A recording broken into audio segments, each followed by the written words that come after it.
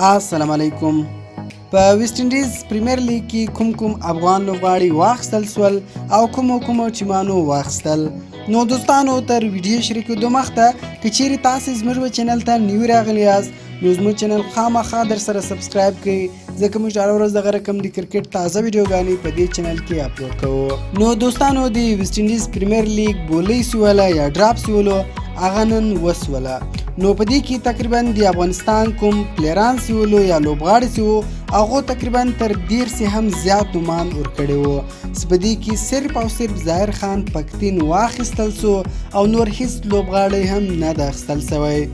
ظاهر خان هم د جمیریکا په نامه باندې یو ټیم ده هغه ټیم واخیستی. په دې ټیم کې له ده سره انډرو رسل او کریس ګیل هم موجوده ده. نو دوستانو تیر کال کیس احمد هم په ویسټ انډیز پریمیر لیګ کې اخیستل سوی وو خو بدبختانه دا کال هغه هم نه واخیستل سو.